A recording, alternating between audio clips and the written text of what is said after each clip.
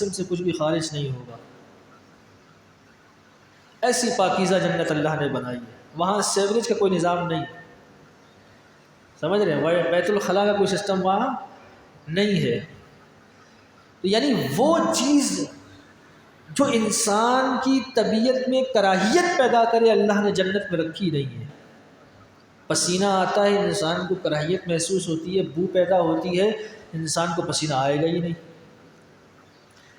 گرمی سے انسان کو جو ہے وہ طبیعت ملامت کرتی ہے، اچھی نہیں محسوس ہوتی ہے، گرمی کا کوئی تصور ہی جنت میں نہیں ہے۔ بہت زیادہ سخت سردی سے انسان کا جسم پھٹ جاتا ہے، انسان جو ہے وہ پریشان ہو جاتا ہے، ایسا کوئی کیفیت جنت میں ہی نہیں ہے۔ ٹھنڈی راحت والی سکون والی ہواؤں والی زندگی، ہاں بیت الخلاء کا سسٹم جو ہے وہ انسان کے لیے کراہیت والا معاملہ ہے۔ اللہ نے وہ انداز ہی نہیں رکھا انسان کی جنت میں، اہل جنت کے لیے۔ یعنی اللہ تعالیٰ نے آخرت جنت کی زندگی اس قدر پرسکون کہ انسان دنیا میں اس کا تصور بھی نہیں کر سکتا، تصور بھی نہیں کر سکتا۔ اللہ تعالیٰ نے جنت میں کیسا کیسا نظام قائم کیا ہے دنیا اللہ نے، اور فرمایا وَرِضْوَانٌ مِّنَ اللَّهِ، اور جنت میں جو سب سے عمدہ چیز انسان کے لیے، اہل جنت کے لیے ہوگی، وہ اللہ کی رضا ہوگی۔ یعنی اللہ کی رضا جو ہے وہ سب سے مقدم ہے۔ حدیث پاک میں آتا ہے کہ ایک تابعی تھے، وہ ایک صحابی کے پاس حاضر ہوئے اور انہوں نے صحابی رسول سے عرض کی، فرمایا ہم جس علاقے میں رہتے ہیں وہاں کے لوگ اپنے آپ کو 100% مومن نہیں کہتے، اپنے آپ کو یہ نہیں کہتے کہ ہم الحمدللہ مسلمان ہیں، مومن ہیں، بلکہ وہ کہتے ہیں کہ اگر اللہ نے چاہا تو ہم مسلمان ہیں ورنہ ہم نہیں ہیں۔ تو صحابی رسول انہوں نے عرض کیا، انہوں نے پوچھا کہ ایسا کیوں ہے، وہ ایسا کیوں کہتے ہیں؟ تو انہوں نے کہا کہ وہ لوگ اس لیے کہتے ہیں کہ وہ کہتے ہیں کہ اگر ہم کہیں کہ ہم 100% جنتی ہیں، ہم 100% اگر مومن ہیں، تو اس کا مطلب یہ کہ ہم اپنے آپ کو 100% جنتی کہہ رہے ہیں، کہ مومن تو جنت میں ہی جائے گا۔ اگر کوئی اپنے آپ کو 100% مومن کہتا ہے تو اس کا مطلب یہ وہ اپنے آپ کو 100% جنتی کہہ رہا ہے۔ تو وہ صحابی رسول نے فرمایا کہ ان کا یہ عمل جو ہے یہ اللہ اور اس کے رسول کے حکم کے خلاف ہے، اس لیے کہ صحابہ کرام علیہم الرضوان اپنے آپ کو 100% مومن اور مسلمان کہتے تھے، اور الحمدللہ ہم بھی کہتے ہیں ہم الحمدللہ مسلمان ہیں، ہم مسلمان ہیں، ہم یہ نہیں کہتے شاید ہم مسلمان ہیں، نہ ہم مسلمان ہیں۔ اور پھر وہ صحابی فرمانے لگے کہ حضور کے صحابہ اپنے آپ کو 100% مسلمان ضرور کہتے تھے لیکن 100% جنتی نہیں کہتے تھے، حالانکہ اللہ نے ان سے وعدہ کیا ہے قرآن میں خیر کا، بھلائی کا، جنت کا، لیکن کوئی صحابی خود کو یہ نہیں کہتا تھا کہ میں 100% جنتی ہوں، لیکن یہ ضرور کہتے تھے کہ ہم 100% مومن مسلمان ہیں، اللہ کے ماننے والے ہیں، اللہ کے رسول کے ماننے والے ہیں۔ تو فرمایا ایسا کیوں؟ فرمایا اس لیے کہ اگر اللہ تعالی چاہے تو اپنی ساری مخلوق کو جہنم میں ڈال دے، جتنے مومن مسلمان ہیں، جتنے متقی پرہیزگار ہیں، سب کو جہنم میں ڈال دے، رب کا اختیار ہے، رب کا اختیار ہے۔ تو وہ شخص یہ بات سن کے بڑا متعجب ہوا، اس نے صحابی رسول سے عرض کی کہ یہ کیا بات کری آپ نے، کہ چلو انسان تو مانتے ہیں، فرشتے تو اللہ کی نوری مخلوق ہیں، فرشتے وہ تو اللہ کی نوری مخلوق ہیں، ان کے اندر تو اللہ نے گناہ کرنے کا مادہ رکھا ہی نہیں ہے، وہ تو نافرمانی اور گناہ کر ہی نہیں سکتے، تو کیا اللہ ان کو بھی عذاب دے سکتا ہے؟ تو صحابی رسول نے فرمایا بے شک اللہ اس چیز پر بھی قدرت رکھتا ہے۔ تو وہ تابعی جو تھے وہ کہنے لگے یہ کیسے ہو سکتا ہے؟ تو وہ صحابی رسول نے فرمایا کہ مجھے بتاؤ فرشتوں کو اللہ نے پیدا کیا ہے؟ کہا بالکل پیدا کیا ہے۔ فرمایا فرشتوں کو اللہ تعالیٰ نے اپنی حمد اور ثنا سکھائی ہے؟ فرمایا ہاں بالکل سکھائی ہے۔ فرمایا اللہ تعالیٰ نے فرشتوں کو اپنی تسبیح سکھائی ہے؟ فرمایا بالکل سکھائی ہے۔ فرمایا اللہ تعالیٰ نے ان کو نیکی پر اور تسبیح و تحمید پر قائم رکھا ہے؟ فرمایا بالکل رکھا ہے۔ فرمایا اگر اللہ قیامت کے دن فرشتوں سے کہے کہ میں نے جو تمہیں زندگی دی، میں نے تمہیں اپنی فرمانبرداری کی توفیق دی، میں نے تمہیں اپنی حمد اور ثنا اور تسبیح کی توفیق دی ہے، اس کا شکر ادا کرو، اس کا شکر ادا کرو، تو فرمایا فرشتے شکر ادا کر سکتے ہیں؟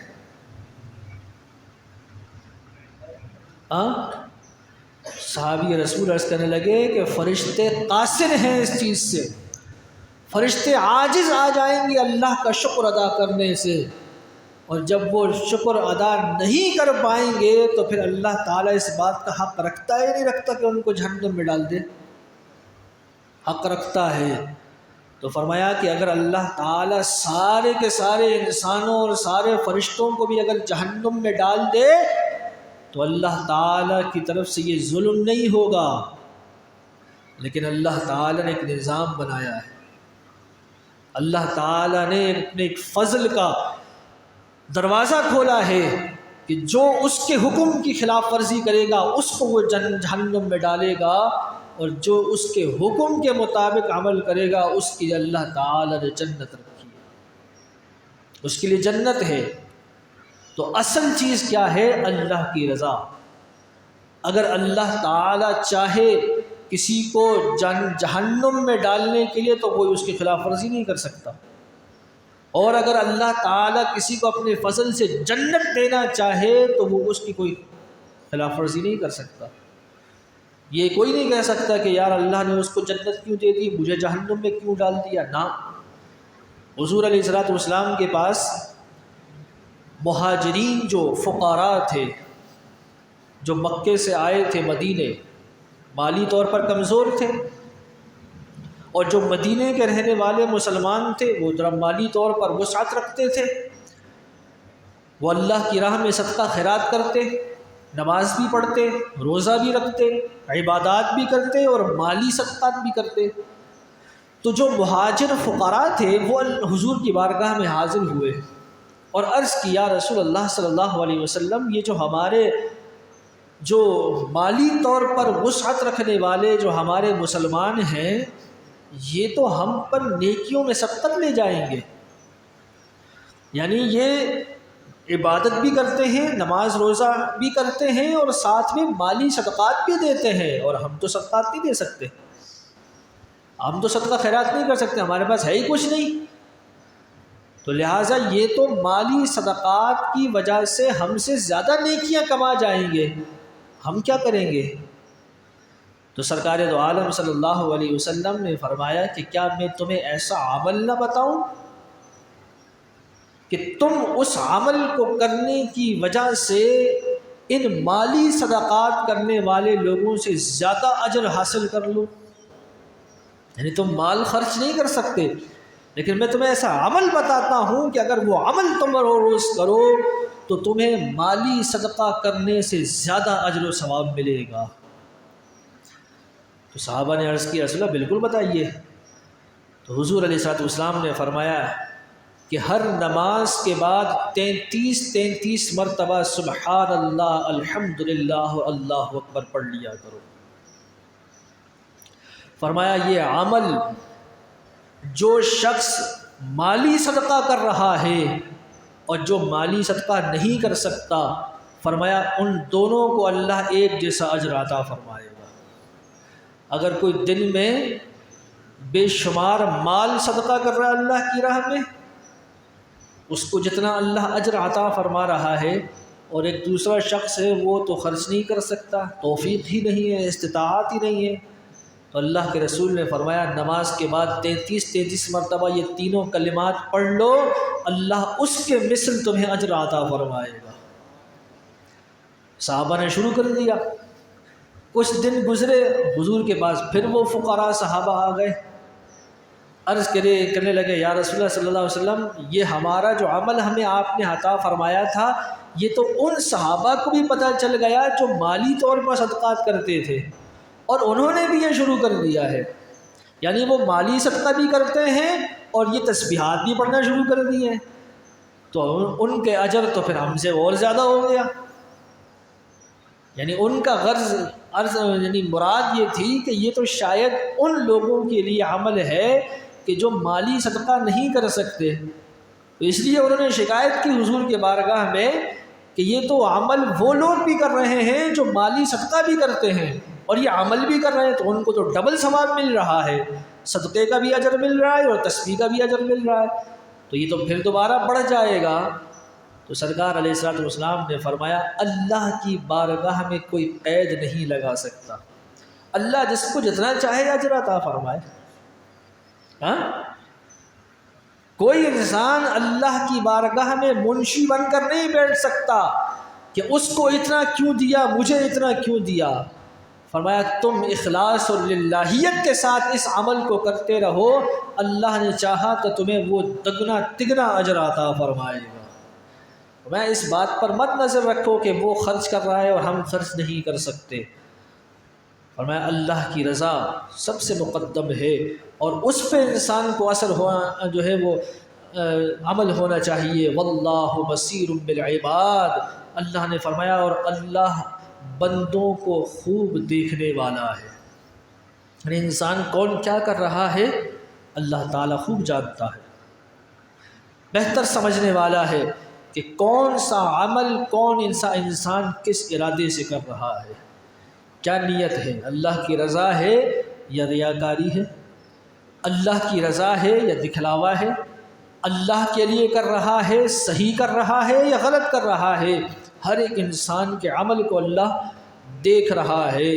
اور پھر آگے اللہ تعالی نے فرمایا الذین یقولون، فرمایا جو لوگ یہ کہتے ہیں کہ اے ربنا، اے ہمارے رب، اننا، بے شک ہم، آمنا، ایمان لائے،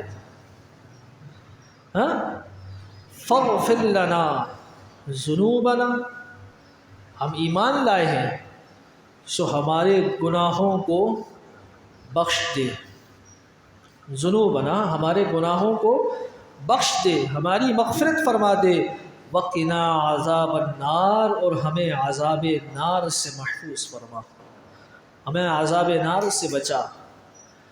مومن مسلمان کا یہ انداز ہونا چاہیے، کوئی کتنا ہی بڑا متقی پرہیزگار ہو، اس کو ہمیشہ اللہ کی بارگاہ میں یہی دعا کرنی چاہیے کہ اے اللہ میرے گناہوں کو بخش دے، میرے گناہوں کو بخش دے۔ بعض انسان جو ہے وہ ایسی بات کر جاتے ہیں کہ کہتے ہیں کہ یار پتہ نہیں اللہ تعالیٰ مجھے کون سے گناہوں کی جو ہے وہ سزا دے رہا ہے۔ یہ بات نہیں کرنی چاہیے، یہ بات زبان پہ نہیں لانی چاہیے کہ پتہ نہیں مجھے کون سے گناہوں کی، یعنی آپ کو اپنے گناہوں کا خود نہیں پتہ۔ ہاں، یہ کہنا چاہیے کہ اللہ ہمارے گناہوں کی وجہ سے ہم پر نحوست آئیے، ہمارے گناہوں کو معاف فرما، اپنے گناہوں میں شک نہ کرو۔ کوئی بھی انسان اپنے گناہ میں شک نہ کرے کہ پتہ نہیں میں نے یہ گناہ کیا ہے، نہ، اللہ کی بارگاہ میں اپنے گناہوں کو یاد کرو اور اس سے طلب مغفرت کرو، اس لیے کہ انسان تو ہے گناہ کا پتلا، اور اگر کوئی شخص گناہ گار نہیں بھی ہے، اگر کوئی شخص گناہ گار نہیں بھی ہے پھر بھی اس کو یہ کہنا چاہیے اللہ میرے گناہوں کو معاف فرما، اس لیے کہ کون سی انسان کی سوچ بھی اللہ کی بارگاہ میں وہ جو ہے وہ برائی بن جائے اس کا انسان کو پتہ نہیں چلتا۔ سرکار علیہ الصلوۃ والسلام بیٹھے بیٹھے مسکرائے، تو صحابہ نے پوچھا یا رسول اللہ صلی اللہ علیہ وسلم آپ مسکرائے کیوں؟ تو فرمایا میرے سامنے میدان حشر کا ایک واقعہ آ گیا کہ اللہ کی بارگاہ میں ایک شخص کو حاضر کیا گیا، اللہ تعالیٰ کی بارگاہ میں وہ بندہ آیا، اللہ نے فرمایا جاؤ اس کو میرے فضل سے جنت میں داخل کر دو۔ تو فرشتے اس کو جنت کی طرف لے جانے لگے، تو اس نے کہا نہ، اس نے اللہ تعالیٰ سے کہا کہ اے بار الہ، میں نے تیری حکم کے مطابق پوری زندگی تیری اطاعت میں گزاری ہے، زندگی کے ایک لمحے کے لیے بھی میں نے تبھی تیری نافرمانی نہیں کری، جو تو نے حکم دیا ہے میں نے اس کو پورا کیا ہے، اور یہ سب اس لیے میں نے کیا تاکہ تو آخرت میں اس کے بدلے مجھے جنت عطا فرما۔ یہ ساری نیکیاں میں نے کیوں کی تھی؟ تاکہ ان کے بدلے مجھے کیا ملے؟ جنت ملے۔ اور آج میں تو ساری زندگی کی میری محنت کو جو ہے وہ ایک طرف رکھ کے اور مجھے جنت دے رہا ہے، لہٰذا مجھے فضل سے نہیں میرے عمل سے جنت چاہیے، یعنی جتنی میں نے اتنی نیکیاں کی ہیں نا ان کا بدلہ مجھے دے۔ اللہ تعالی نے فرمایا اچھا پھر لاؤ میزان، ترازو لایا گیا۔ سرکار علیہ الصلوۃ والسلام نے فرمایا وہ ترازو ایسا ہوگا کہ اس کا ایک پلڑا اتنا بڑا ہوگا کہ دنیا کے اندر دنیا و ما فیہا، یعنی دنیا پوری کائنات کو اگر اسے ایک پلڑے میں رکھ دیا جائے تو وہ پلڑا بڑا ہوگا، کائنات چھوٹی ہوگی، اتنا بڑا پلڑا ہے اس ترازو کا۔ اللہ نے فرمایا اس کے ساری زندگی کی نیکیاں رکھو ایک پلڑے میں، رکھی گئی ہیں ایک پلڑے کے اندر۔ فرمایا اس کی آنکھ کے اندر جو ہم نے دیکھنے کا نور رکھا ہے اس نور کو نکال کر اس دوسرے پلڑے میں رکھا جائے۔ جب رکھا تو ساری زندگی کی نیکیاں ہلکی پڑ گئیں اور وہ ایک نعمت بھاری پڑ گئی۔ تو اللہ تعالیٰ نے فرمایا پوری زندگی لگا کر بھی تو نے ہماری ایک نعمت کا بھی شکر ادا نہیں کیا، لہٰذا اس کو لے جاؤ جہنم کی طرف، اس کو لے جاؤ جہنم کی طرف۔ تو جب اس کو جہنم کی طرف لے جانے لگے تو پھر وہ رویا گڑ گڑایا، فرمایا نہ مجھے میرا عمل نہیں چاہیے، مجھے تیرا فضل چاہیے۔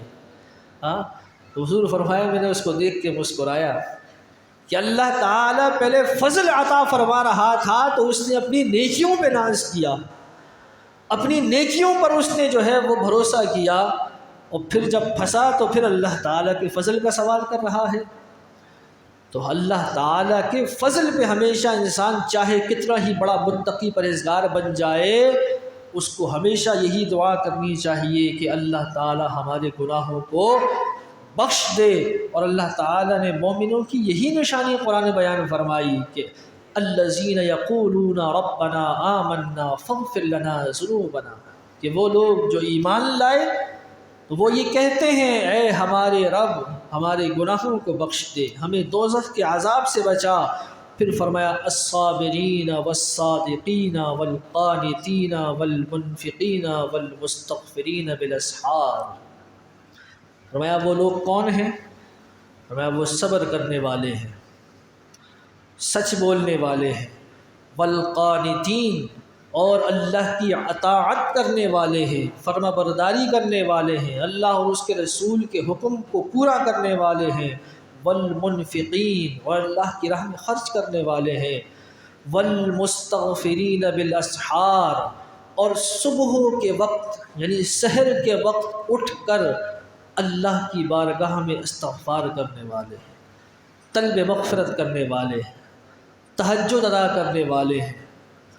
فرمایا یہ وہ وقت ہے، سرکار علیہ الصلوۃ والسلام نے فرمایا کہ رات کا جو آخری پہر ہے یہ وہ وقت ہے کہ جب اللہ تعالی ہر رات آسمان دنیا پر جلوہ گر ہوتا ہے، جلوہ گری فرماتا ہے اپنی شان کے مطابق، اور اپنے بندوں کو پکارتا ہے کہ ہے کوئی مجھ سے رزق مانگنے والا میں اس کو رزق دے دوں، ہے کوئی مجھ سے مغفرت طلب کرنے والا میں اس کی مغفرت کر دوں، ہے کوئی مجھ سے عمر درازی مانگنے والا کہ میں اس کی عمر کو دراز کر دوں؟ فرمایا صبح و سحری تک اللہ تعالیٰ اپنے بندوں کو پکارتا ہے۔ تو فرمایا یہ وہ وقت ہے جو سب سے زیادہ قبولیت کا وقت ہے۔ اللہ تعالیٰ فرمایا والمستغفرین، اور رات کے پچھلے پہر اٹھ کر وہ اللہ تعالیٰ سے اپنے گناہوں کی مغفرت مانگتے ہیں، طلب کرتے ہیں۔ فرمایا شہید اللہ انہ لا الہ الا ہو، فرمایا اللہ تعالیٰ نے گواہی دی۔ کس بات کی گواہی دی؟ لا الہ الا ہوا، فرمایا نہیں ہے کوئی معبود مگر اللہ۔ ایک تو یہ ہے کہ انسان گواہی دے، انسان کلمہ پڑھتا ہے لا الہ الا اللہ، کہ نہیں ہے کوئی معبود مگر اللہ، تو انسان گواہی دیتا ہے تو اللہ تعالیٰ کی توحید بیان ہوتی ہے۔ انسان کے لیے بہت بڑا ایک امتیاز ہے، ایک شرف ہے کہ انسان اللہ کی توحید کی گواہی دے۔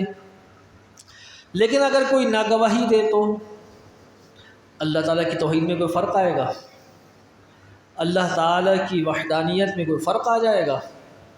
اللہ تعالیٰ نے خود قرآن مجید میں اپنی توحید کی گواہی دی، اور اس کا مطلب یہ ہے کہ اگر انسانوں میں سے کوئی بھی اللہ کی توحید کی گواہی نہ دے، فرشتوں میں سے، جناتوں میں سے کوئی بھی اگر اس بات کی گواہی نہ دے تو اللہ کی گواہی سب سے بلند و بالا ہے۔ اللہ تعالیٰ کو کسی گواہی کی ضرورت نہیں ہے، اللہ تعالیٰ خود اپنی توحید کی گواہی دیتا ہے۔ حضور علیہ الصلوۃ والسلام کے پاس ملک شام سے توریت کے کچھ عالم آئے، اور انہوں نے جب مدینہ منورہ میں وہ داخل ہوئے تو مدینہ منورہ کے حالات دیکھ کر انہوں نے آپس میں ایک دوسرے سے یہ کہا کہ یہ شہر تو ہمیں نشانیوں سے وہ شہر معلوم ہوتا ہے جس شہر میں نبی آخر الزماں تشریف لائیں گے، یعنی اس شہر کی نشانیاں وہ ہے کہ جو ہم نے توریت کے اندر پڑھی ہیں کہ اس شہر میں نبی آخر الزماں تشریف لائیں گے۔ وہ جب پہنچے حضور علیہ الصلوۃ والسلام کے پاس تو انہوں نے حضور علیہ الصلوۃ والسلام کی جو نشانیاں اور تعریفات توریت میں پڑھی تھیں وہ سرکار دو عالم صلی اللہ علیہ وسلم میں انہوں نے دیکھی۔ تو انہوں نے پوچھا کہ کیا آپ کا نام محمد ہے؟ حضور علیہ الصلوۃ والسلام نے فرمایا ہاں میرا نام محمد ہے۔ فرمایا کیا آپ کا نام احمد ہے؟ فرمایا ہاں میرا نام احمد ہے۔ تو فرمایا بس ایک بات کا اور جواب دیجئے، ہماری نشانیاں پوری ہو جائیں گی۔ فرمایا ہم نے توریت میں پڑھا ہے کہ نبی آخر الزمان جو دنیا میں تشریف لائیں گے وہ اس بات کو جانتے ہوں گے کہ دنیا میں سب سے بڑی گواہی کس کی ہے۔ تو انہوں نے کہا آپ ہمیں بتائیں کہ دنیا میں سب سے بڑی گواہی کس کی گواہی ہے؟ تو اس وقت حضرت جبریل علیہ الصلوۃ والسلام یہ آیت مبارکہ لے کر اترے۔ فرمایا شہید اللہ انہ لا الہ الا اللہ، فرمایا اللہ گواہی دیتا ہے، اور اللہ سے بڑی گواہی کس کی ہو سکتی ہے؟ ہاں اللہ سے بڑی گواہی کس کی ہو سکتی ہے؟ تو اللہ تعالیٰ کے اللہ کے رسول نے فرمایا سب سے بڑی گواہی جو اللہ نے دی ہے وہ اللہ کی ہے، اور وہ گواہی کیا ہے؟ کہ نہیں ہے کوئی معبود سوائے اللہ کے۔ فرمایا یہ گواہی اللہ نے دی ہے، اور پھر اللہ کے ساتھ اور کس نے گواہی دی؟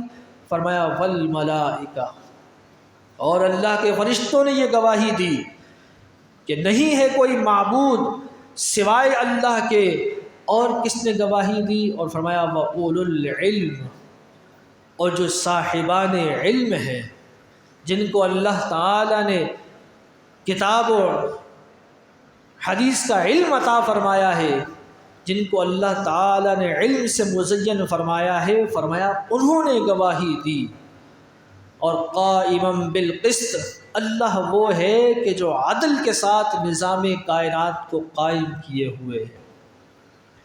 اللہ رب العزت نے اپنی گواہی کا تذکرہ فرمایا، پھر اس کے بعد فرشتوں کی گواہی کا تذکرہ فرمایا، پھر اس کے بعد اللہ تعالیٰ نے اہل علم حضرات کی گواہی کا تذکرہ فرمایا۔ اس اہل علم سے مراد انجینئر نہیں ہے، اس اہل علم سے مراد ڈاکٹر نہیں ہے، اس اہل علم سے مراد جو ہے وہ کوئی اور دنیاوی تعلیم حاصل کرنے والے سے مراد نہیں، اس سے مراد علماء ربانیین ہیں۔ اور علماء ربانیین کی علامت علماء نے یہ بیان فرمائی ہے، فرمایا عالم ربانی وہ شخص ہے، فرمایا کہ جس کے پاس انسان بیٹھے اور اس کی گفتگو سنے، اگر اس کی گفتگو سن کر اللہ اور اس کے رسول کی محبت اگر انسان کے دل میں زیادہ ہو جائے تو سمجھ جاؤ یہ عالم ربانی ہے۔ اور جس کے پاس بیٹھ کر انسان کے دل سے حضور کی محبت، دین کی محبت اور دین کی رغبت کم ہونا شروع ہو جائے، سمجھ جاؤ یہ علماء سوء میں سے ہے۔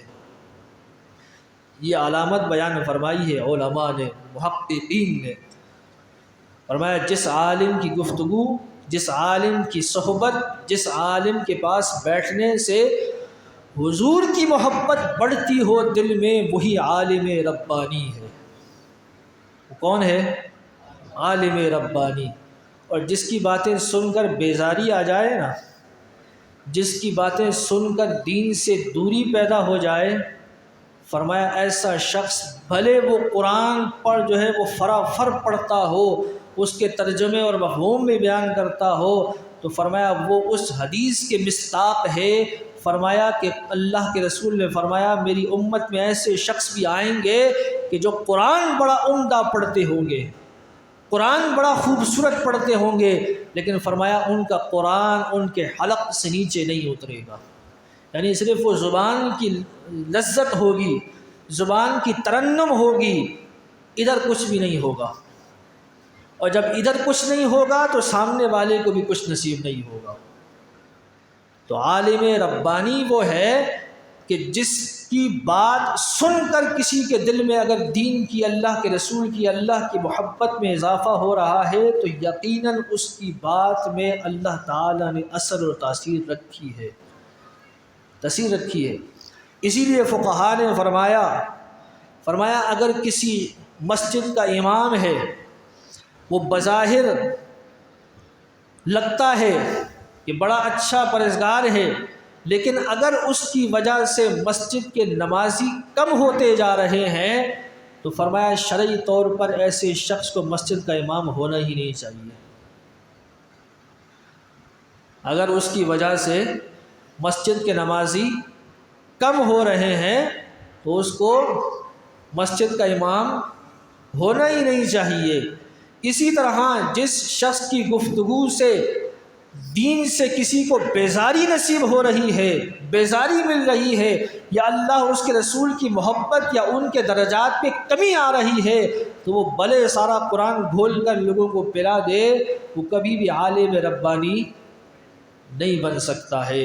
تو فرمایا کہ اہل علم علماء کی بڑی قدر و منزلت ہے۔ اللہ تعالی نے اپنی گواہی کے بعد فرشتوں کی گواہی کا تذکرہ فرمایا، اور فرشتوں کے بعد اہل علم حضرات کی گواہی کا ذکر فرمایا کہ اللہ تعالیٰ کی توحید کی سب سے بڑی گواہی کس کی ہے؟